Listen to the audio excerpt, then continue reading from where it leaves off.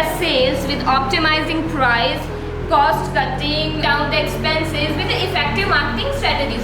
So which are the products which own the market with the high margin products? The next is brand image. The company is tagged as only milk product, which means that customers doesn't know that they are also producing other non-dairy products also, because they are heavily investing on milk products only. You said that they have actually it is written in the case study that they have purchased milk chillers, right?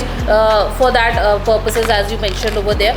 And how you said that they can actually use some other purpose for that. They might use cold storage, shared cold storage facility. So Mrs. Grandpa is a woman-led dairy farm-based company which provides products like A1 and A2 milk along with ghee and some other products. Its main motto is to provide pure milk along with sustainability and transparency. This plan would be implemented in 6 phases. The first phase would be planning and branding.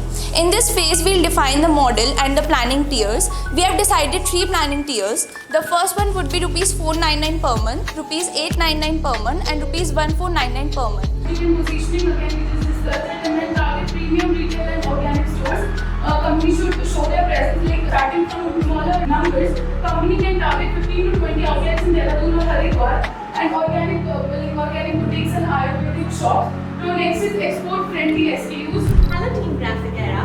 So what was your experience at DGU University? Did you like the campus life at DGU? Yes, campus was really good, and we also visited the canteens. They were really good, and we enjoyed the food. And along with that, the case quiz, it was really inquisitive, and it helped all of us to think beyond our limits. We analyzed the case study really well, and along with other participants, we also got an opportunity to meet them and know their vision and their point of view. So it was really a great experience.